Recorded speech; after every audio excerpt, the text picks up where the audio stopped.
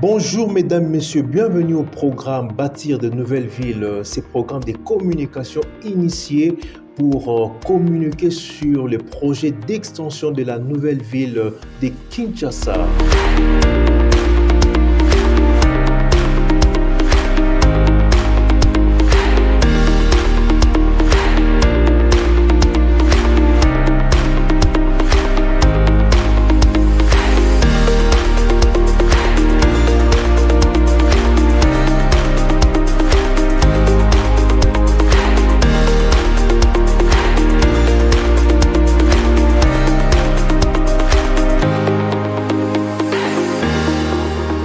Meilleurs vœux pour cette année, qu'elle soit une année de réussite et de prospérité et de réalisation pour notre projet. Nous tenons à vous remercier particulièrement d'être venus à cette, je considère comme première rencontre tous ensemble. On a eu des rencontres éparpillées. Je pense qu'aujourd'hui, c'est pas vraiment une réunion, mais c'est une rencontre, c'est une présentation des vœux d'abord, et ensuite un échange d'un état des lieux, de vous expliquer où est-ce qu'on en est, qu'est-ce qu'on a fait pendant l'année 2024, pourquoi est-ce qu'on n'a pas pu avoir nos rencontres, nos réunions qui devraient être quasi permanentes au courant de l'année dernière, et ensuite voilà, un échange et on partage notre verre d'eau. Donc moi je me présente, je suis Eric Atembwe, coordonnateur principal du projet de l'extension. On a été créé par ce décret 2335 et on a été installé en janvier de l'année dernière. Ça fait une année. Cette ville, dans la configuration actuelle, a été créée en 60, on sait, pour 1 million d'habitants et encore, aujourd'hui, on en est, on parle autour de 17 millions. Ça devient complètement impossible, quel que soit ce qu'on va faire. On peut penser qu'en réparant des routes, mais sauf qu'on répare des routes sur des zones qui ne sont plus du tout urbanisées, donc l'assainissement est complètement détruit. Il y a des sols qui sont complètement pollués aujourd'hui avec tout ce qui est marécageux, la tour. Bref, on a une situation de la ville qui est complètement, la structure est complètement détruite. Et il faut de l'espace aujourd'hui dans cette ancienne ville pour permettre de réparer. Sinon, pour l'instant, tout ce qu'on peut faire, c'est colmater les brèches. Je vois que je voulais faire une petite passe à Madame des infrastructures. On critique beaucoup les routes qui sont faites en disant qu'elles sont mal faites et voilà pourquoi elles ne traînent pas. Mais en fait, techniquement, il y a un véritable problème, c'est qu'on fait ces routes sur des espaces qui sont où en bas, il y a de l'eau qui stagne, il y a énormément de choses qui ne fonctionnent plus. On a construit au-dessus des canalisations.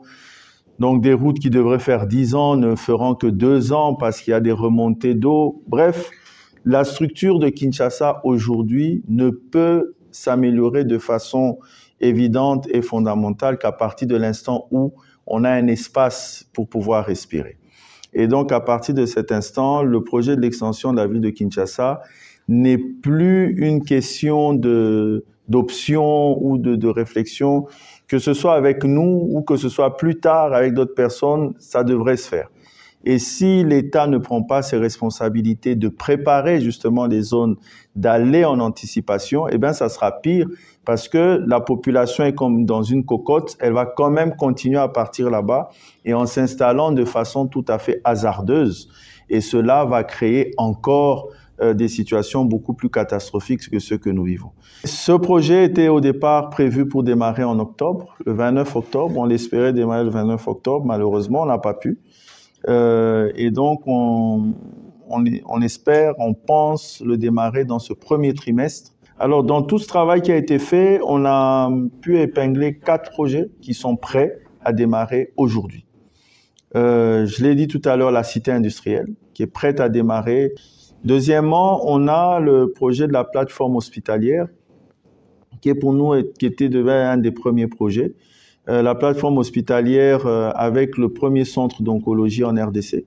C'est développé par la société belge IIDG en consortium avec la société marocaine TGCC. Ensuite, on a la cité résidentielle déjà étudiée et prête sur 300 hectares avec les Sud-Africains.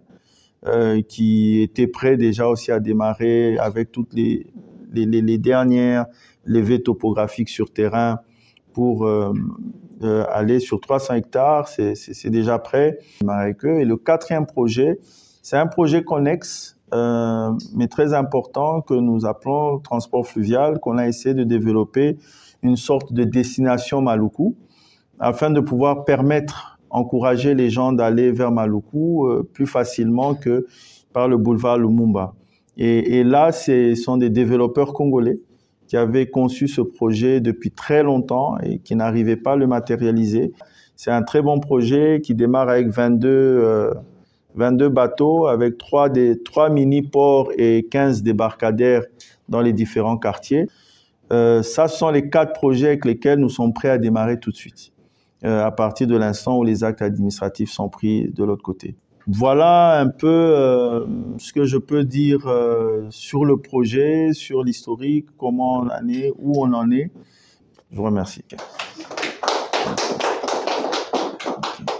Vous avez fini par là, par le problème de communication. C'est un problème très sérieux. Parce que dans beaucoup de cercles, quand les gens discutent sur tout ce que vous avez évoqué au début là, les difficultés que nous connaissons actuellement avec notre ville de Kinshasa, les gens ne savent même pas que ce projet existe. Moi, c'est juste une suggestion à faire chez nos amis de l'hôtel de ville. Effectivement, avec ce que le coordonnateur venait d'exposer, vous voyez que dans un premier temps, la ville a déjà de l'impôt foncier, donc qui est déjà quasiment permanent avec les débuts des travaux. Donc, il a très bien dit, c'est un projet qui est résilient. Donc, ça va déjà, à partir des premiers travaux, vous avez de l'impôt foncier.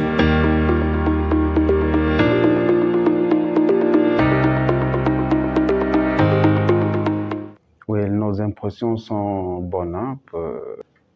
Il était vraiment important qu'on tienne cette réunion afin que que les délégués puissent être informés de ce qui a été déjà réalisé depuis que la coordination a été mise en place. Ça fait presque une année maintenant. Nous sommes très contents, satisfaits du fait des réalisations qui ont été menées par rapport à, bien que dans des conditions difficiles, mais la coordination a réalisé un travail, elle a fait venir des investisseurs qui sont intéressés au projet et qu'il y a déjà quelques activités qui sont pratiquement déjà prêtes. Cela va résoudre plusieurs problèmes, donc on est au niveau de la ville vraiment impliqué pour que cela puisse se réaliser, qu'on ait cette extension de la ville, au moins avec, dans le respect des normes par rapport à la construction, par rapport aux routes, par rapport à l'aménagement, qu'on ne puisse pas avoir ce qu'on est en train de vivre aujourd'hui. Quand il pleut, il y a des difficultés, il y a des gens qui pleurent, il y a des décès, il y a des inondations. Là, au moins, on aura une ville bien pensée, avec des études, avec des normes qui respectent les normes de construction des villes. Je suis en ce jour accompagné de M. Patience Bondonga, délégué attaché à la coordination stratégique de suivi du projet d'extension de la ville de Kinshasa. Monsieur Patience Bondonga, bonjour. Bonjour. C'est un plaisir pour nous de vous savoir présent sur ces plateaux, spécialement conçus pour la promotion et la communication du projet d'extension de la ville de Kinshasa. Quelles sont vos impressions par rapport à la réunion qui a eu lieu entre la coordination principale et les délégués des ministères?